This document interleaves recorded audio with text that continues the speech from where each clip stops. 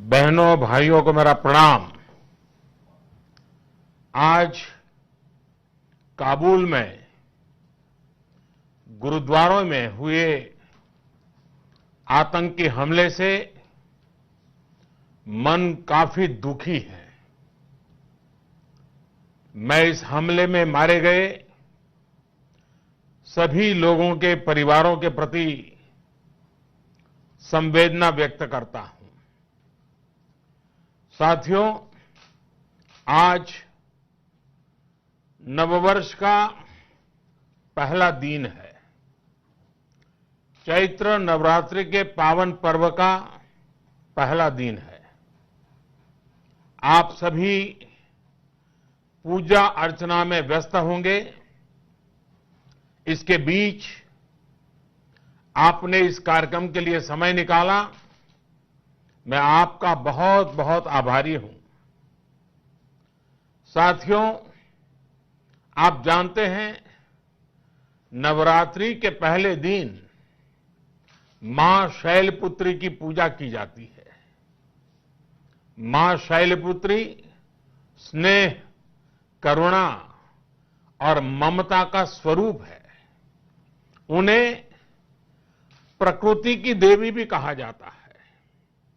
आज देश जिस संकट के दौर से गुजर रहा है, उसमें हम सभी को मां शैलसुते के आशीर्वाद की बहुत आवश्यकता है। मेरी मां शैलपुत्री से प्रार्थना है, कामना है, कोरोना महामारी के विरुद्ध जो युद्ध देश ने छेड़ा है, उसमें हिंदुस्तान को 130 करोड़ देशवासियों को विजय प्राप्त हो।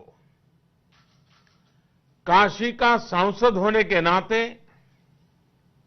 मुझे ऐसे समय आपके बीच होना चाहिए था, लेकिन आप यहां दिल्ली में जो गतिविधियां हो रही हैं, उससे भी परिचित हैं।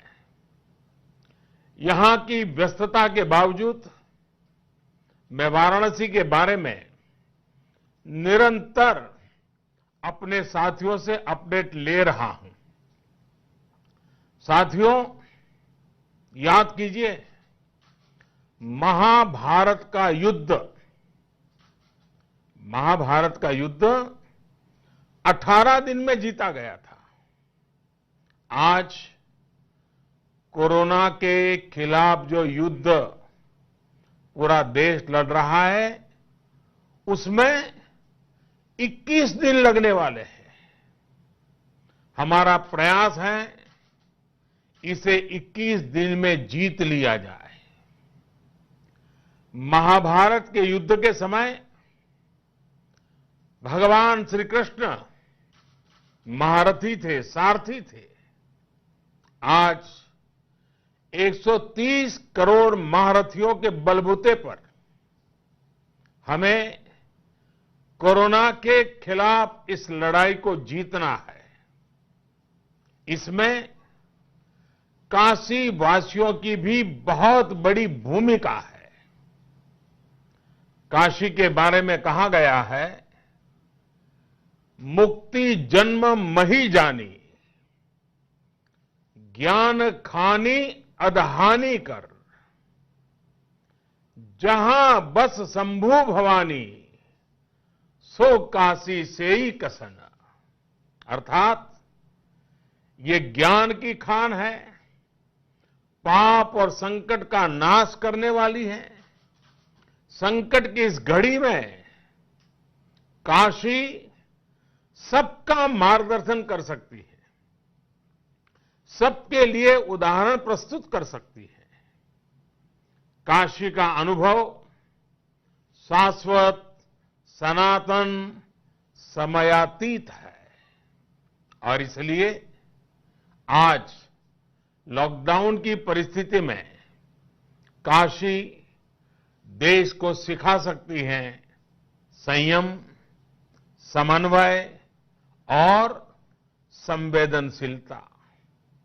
काशी देश को सिखा सकती है सहयोग, शांति, सहनशीलता।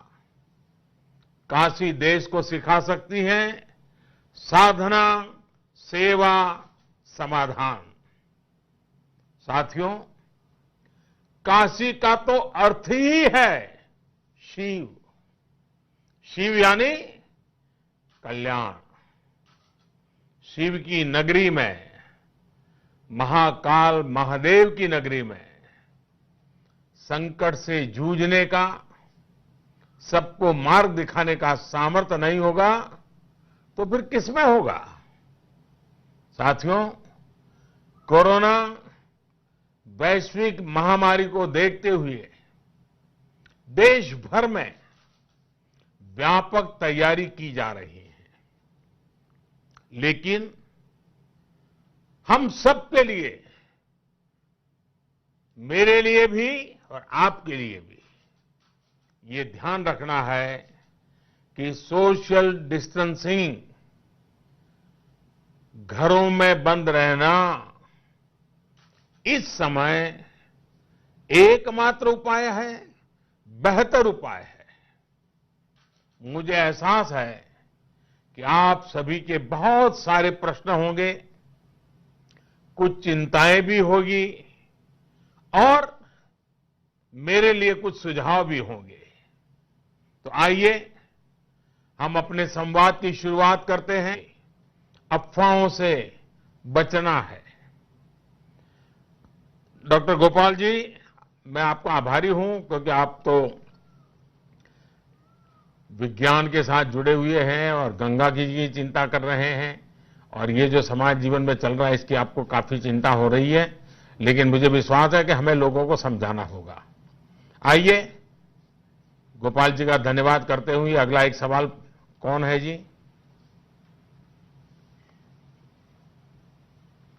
नमस्कार नमस्ते प्रधानमंत्री जी।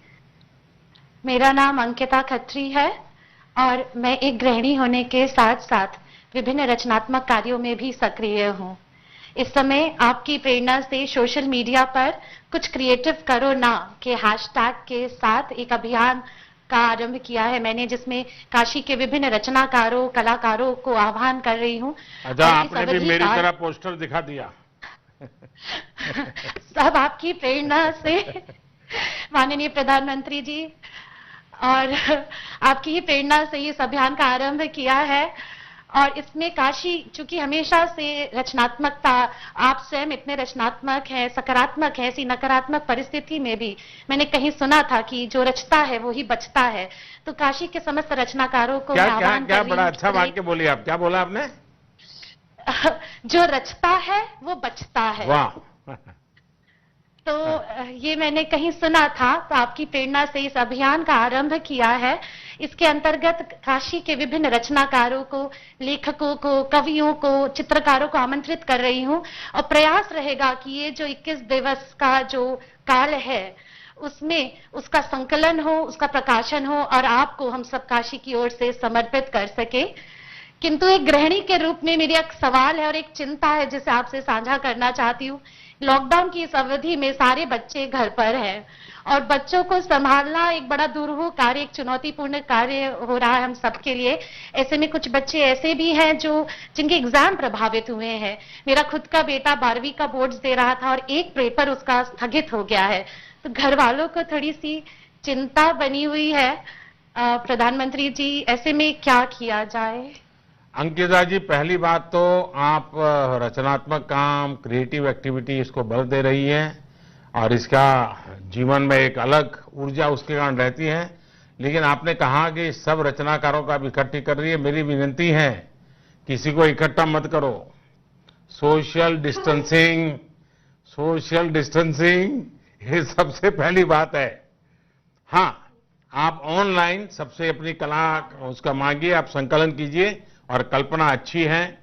जो इस भाव के लोग हैं उनकी रचनाएं, उनकी चीजें जरूर देश को काम आएगी। और ये सही है कि आपदा बहुत बड़ी है, लेकिन आपदा को अवसर में बदलना ही मानव जीवन की विशेषता है। इन दिनों सोशल मीडिया में आप लॉकडाउन का एक और प्रभाव देखने को मिल रहा है। बहुत से लोग ट्विटर पर, फेसबुक पर, इंस्टाग्राम पर विस्तार से बता रहे हैं कि कैसे वो अपने बच्चों के साथ ज्यादा समय बिता रहे हैं। ये सही है कि पहले संयुक्त परिवार होता था तो बच्चों को संभालने का काम दादा दादी कर लेते थे। आज जरा छोटे परिवार हो गए तो मुश्किल स्वाभाविक है, लेकिन आपने देखा होगा टीवी में, इलेक्ट्रॉनिक मीडिया में, रेडियो पर इसे लेकर कई नए नए शो बन रहे हैं। हमारे देश के मीडिया में भी क्रिएटिविटी है। उन्होंने लोगों को एंगेज रखने के लिए, लोगों को घरों में है तो क्या करना चाहिए, बड़ा अच्छे ढंग से इतने कम समय में उन्होंने किया है। और एक लॉकडाउन में नई नई बातें वो दिखा रहे हैं, सिखा रहे हैं। इस सब के बीच मेरे मन को कुछ और बातों ने भी बहुत प्रभावित किया है। मैं देख रहा हूं कि मानव जाति कैसे इस वैश्विक संकट से जीतने के लिए एक साथ आ गई है, और इसमें भी सबसे बड़ी भूमिका निभा रही है हमारी बाल सेना, बालकों की सेना।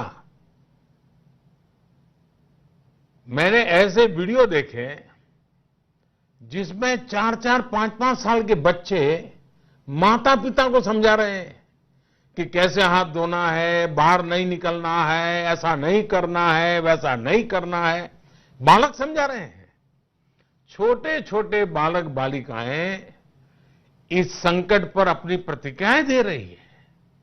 मैं ऐसे वीडियो सोशल मीडिया पर मैं काफी बिजी एंगेज रहता हूं, कभी मुझे अच्छा लगता है क्योंकि सामान्य जन से जुड़ता हूं। तो इन दिनों मैंने देखा कई परिवारों ने अपनी इस प्रकार की चीजें अपने बच्चों की सोशल मीडिया में रखी है, और घर में बच्चों की वीडियो बना बना करके वो, और अब तो मोबाइल फोन पर बन जाती है। मैंने जो देखी है मैं कोशिश करूंगा, और अगर डिलीट ना हो गई हो तो मैं इसको इकट्ठा करके जरूर आज शेयर करूंगा। आपने अच्छा आइडिया दिया है, 1-2 दिन में जरूर मैं कर दूंगा। अगर आज मौका मिला तो आज कर लूंगा। और आप सब देखिए, जरूर देखिए, ये बहुत बड़ी, बच्चों ने कैसी कमाल कर दी है पता चलेगा। आपको याद होगा जब मैंने स्वच्छता की बात की थी, स्वच्छ भारत अभियान शुरू किया था, तो आपने हर घर में देखा होगा बच्चों ने एक तरह से इस अभियान की कमाल संभाल ली थी। आज के बच्चों की, आज की युवा पीढ़ी की ये शक्ति मुझे तो बहुत प्रभावित करती है। मैं उनकी टैलेंट, उनका सोचने का तरीका, मुझे बड़ा आनंद आता है। हां, कुछ माता पिता को ये चिंता सता रही होगी कि इतने लंबे समय तक घर में रहने पर कहीं बच्चे ही उन्हें बिठाकर पढ़ाई करवाना शुरू न कर दे। उनको यही डर लग रहा है। वैसे, और मुझे पक्का विश्वास है ये बच्चे अपने मां बाप को खुद खुद पढ़ा के रहेंगे। 21 दिन में बहुत कुछ सिखा देंगे। वैसे साथियों, मैं नमो ऐप पर आप सबके सुझाव और फीडबैक भी निरंतर पढ़ रहा हूं।